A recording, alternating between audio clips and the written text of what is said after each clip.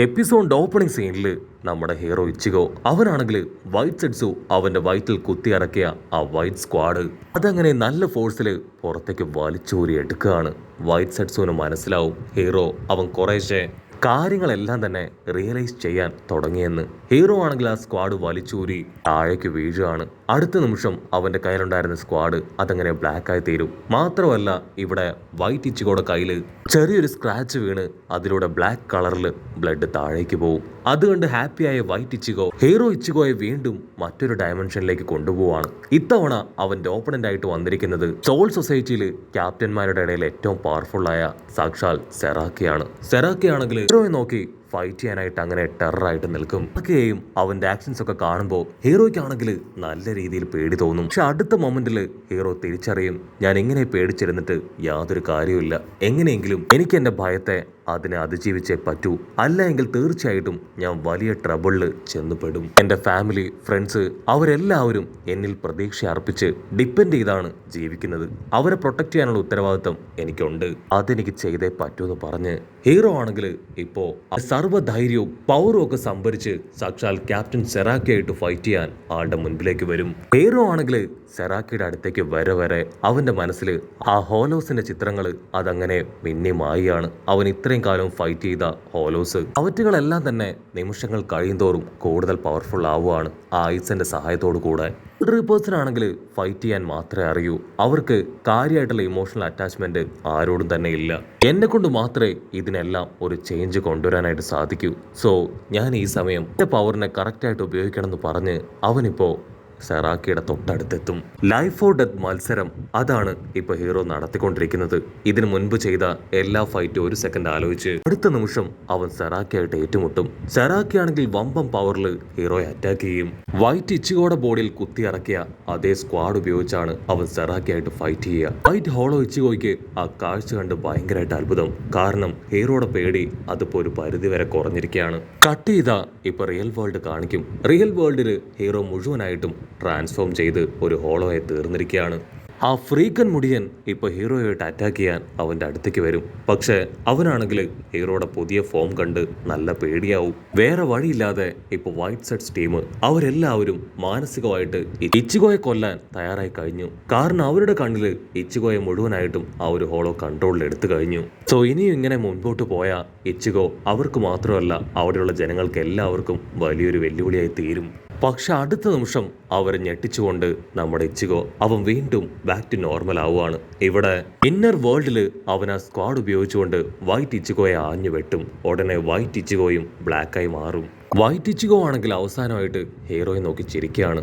ഞാൻ നിനക്ക് ഇത്രയും നേരവും ട്രെയിനിങ് തരികയാണെന്ന് നീ തിരിച്ചറിഞ്ഞു കഴിഞ്ഞു. എനിക്കതിൽ സന്തോഷം മാത്രമേ ഉള്ളൂ. എനിക്ക് പോകാൻ സമയമായി. അതിനു മുൻപ് ഒരൊറ്റ കാര്യം നിന്നോട് പറയണം. ഒരു കാരണവശാലും നീ ഇനി പേടിച്ച് പിന്നോട്ട് പോകാനായിട്ട് പാടില്ല. നിന്റെ പേടിയാണ് നിന്നെ വലിയ വലിയ അപകടങ്ങളിലേക്ക് കൊണ്ടുവന്നെത്തിക്കുന്നത്. അവിടുന്ന് അങ്ങനെ സീൻ കട്ട് ചെയ്ത് ഇപ്പൊ റിയൽ വേൾഡ് കാണിക്കും. അവിടെയാണെങ്കിൽ ഹീറോ ഒച്ചത്തില് നിലവിളിച്ച് അങ്ങനെ അലറുകയാണ്. അതുകൊണ്ട് ആ ജൈന്റ് മാൻ ആണെങ്കിൽ പുറത്തേക്ക് വന്ന് അത് കംപ്ലീറ്റ് ആയിട്ട് സീൽ ചെയ്യും. അവർക്ക് കാര്യം പിടിയിട്ടും ഇച്ചിഗോ അവൻ പൊട്ടിത്തെറിക്കാൻ പോവാണ്. അവര് പേടിച്ച് കണ്ണുകൾ അടച്ച് കാതുകള് മുറുക്കി അടച്ച് ദൂരേക്ക് ഓടും. അവര് പ്രതീക്ഷിച്ചതുപോലെ തന്നെ ആ ബാരിയർ അതങ്ങനെ പൊട്ടിത്തെറിക്കുകയാണ്.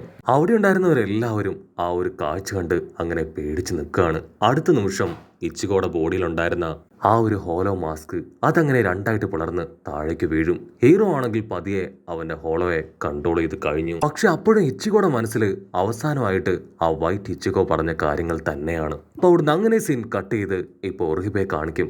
അവളാണെങ്കിൽ ഒരുപാട് വിഷമത്തില് അങ്ങനെ നടന്നു വരികയാണ്. കാരണം കുറച്ച് ദിവസങ്ങളായിട്ട് ഇച്ചിഗോയെ കുറിച്ച് യാതൊരു ഇൻഫർമേഷനും ഇല്ല. അവൻ എവിടേക്ക് പോയി, അവൻ എന്ത് സംഭവിച്ചു എന്നൊന്നും അവൾക്കറിയില്ല. ഒരുപക്ഷെ അവൻ എന്തെങ്കിലും സംഭവിച്ചിട്ടുണ്ടാവുമോ? ഇച്ചിഗോയെ അവൻ എങ്ങനെയെങ്കിലും കണ്ടെത്തണമെന്ന് പറഞ്ഞ് അവളാണെങ്കിൽ ഇപ്പോൾ അവനെ കാണാൻ ആഗ്രഹിക്കുകയാണ്.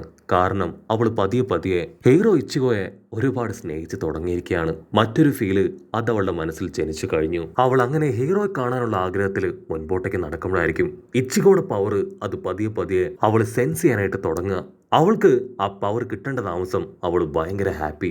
അടുത്ത നിമിഷം ഒറിഹിബയുടെ ഒരു നെയ്ബർ അവരവിടേക്ക് വന്ന് ഒറിഹിബയോട് പറയും, നിന്റെ വീട്ടിൽ നിന്ന്, നിന്റെ ഫ്ലാറ്റിൽ നിന്ന് ചില ഹുങ്കാര ശബ്ദമൊക്കെ ഞാൻ കേൾക്കാനിടയായി. അവിടെ ആരെങ്കിലും ഉണ്ടോ? അവളിത് കേൾക്കേണ്ട താമസം ഇപ്പൊ 100-110 അവളുടെ വീട്ടിലേക്ക് ഓടി വരികയാണ്. അവിടെയാണെങ്കിൽ സുന്ദരി പെണ്ണും നമ്മുടെ സോൾ റീപ്പറും അവർ രണ്ടുപേരും ചേർന്ന് വലിയൊരു TV ഒക്കെ ഫിക്സ് ചെയ്തിരിക്കുകയാണ്. സോൾ സൊസൈറ്റിയുമായിട്ട് അവർക്ക് കമ്മ്യൂണിക്കേറ്റ് ചെയ്യാനും വീഡിയോ ചാറ്റ് ഒക്കെ ചെയ്യാനാണ് ഇങ്ങനെ ഒരു സെറ്റപ്പ് അവരവിടെ ക്രിയേറ്റ് ചെയ്തത്.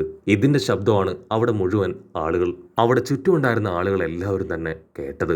ഒറിബയാണെങ്കിൽ അത്ഭുതത്തോടു കൂടെ അത് നോക്കി നിൽക്കും. അടുത്ത നിമിഷം ലൈവില് സീനിയർ ക്യാപ്റ്റൻ ആ മൊട്ട കണക്റ്റഡ് ആവുകയാണ്.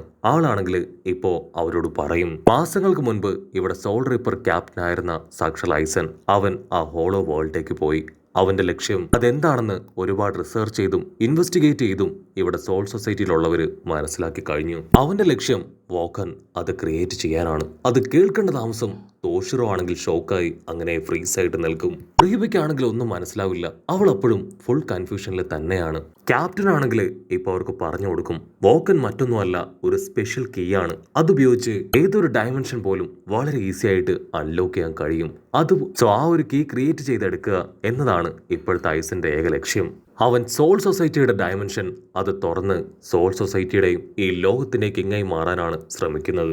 ഐസന് ആ വോക്കൻ കീ അത് ക്രിയേറ്റ് ചെയ്യാനായിട്ട് സ്പ്ലിറ്റ് പ്രഷർ അത് ആവശ്യമാണ്. അവൻ ആവശ്യമായിട്ടുള്ള ഏറ്റവും പവർഫുൾ ആയിട്ടുള്ള സ്പ്ലിറ്റ് പ്രഷർ അതുള്ളത് ഹ്യൂമൻ വേൾഡിലാണ്. അതുകൊണ്ടാണ് അവനും അവന്റെ ന്യൂ മോഡൽ ഹോളോസും അവറ്റുകളെല്ലാവരും ഇപ്പൊ ഹ്യൂമൻ വേൾഡിലേക്ക് വന്ന് ഒരുപാട് കാര്യങ്ങൾ ചെയ്യുന്നത്. ഇവിടെ ഉറുഹിബയ്ക്കാണെങ്കിൽ ആ സീനിയർ പറയുന്ന കാര്യങ്ങൾ കേട്ട് എന്തൊക്കെയോ ചില കാര്യങ്ങൾ കണക്റ്റഡ് ആവും. അവളുടെ പേടി അത് ഡബിൾ ആവും. സീനിയർ ആണെങ്കിൽ വീണ്ടും പറയും, കാരക്കൂറ ടൗണിലാണ് ഏറ്റവും കൂടുതൽ പവർഫുൾ ആയ സ്പ്ലിറ്റ് പ്രഷർ സോൾസ് ഉള്ളത്.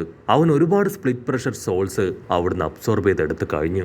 ഇനിയും അവൻ ആ കാരക്കൂറ ടൗണിലുള്ള ജനങ്ങളുടെ പവർ അത് അബ്സോർബ് ചെയ്തെടുക്കും. അങ്ങനെ മുഴുവനായിട്ടും അബ്സോർബ് ചെയ്തെടുത്തതിന് ശേഷം അവൻ ആ സിറ്റി പോലും ബാക്കി വെക്കില്ല. പൂർണ്ണമായിട്ടും അത് തകർത്ത് കളയും. അവിടെ ഒരു മനുഷ്യജീവി പോലും ജീവിച്ചിരിക്കില്ല. സീനിയർ ആണെങ്കിൽ ഈ കാര്യങ്ങൾ പറയുന്നത് കേട്ട് ഒർഹിബ അവളങ്ങനെ ഷോക്കായിട്ട് നിൽക്കും. അത് കണ്ട് സീനിയർ ക്യാപ്റ്റൻ അവളെ ആശ്വസിപ്പിക്കും, നിങ്ങൾ പേടിക്കേണ്ട ആവശ്യമൊന്നുമില്ല, നിങ്ങളെപ്പോലുള്ളവരെ പ്രൊട്ടക്ട് ചെയ്യാനാണ് സോൾ സൊസൈറ്റി ഉള്ളത്. തീർച്ചയായിട്ടും സോൾ ട്രിപ്പേഴ്സ് എല്ലാവരും ചേർന്ന് നിങ്ങളെ പ്രൊട്ടക്ട് ചെയ്യും. അതിനുവേണ്ടി ഞങ്ങളുടെ ജീവൻ അത് ബലി കഴിക്കാൻ പോലും ഞങ്ങൾ തയ്യാറാണ്.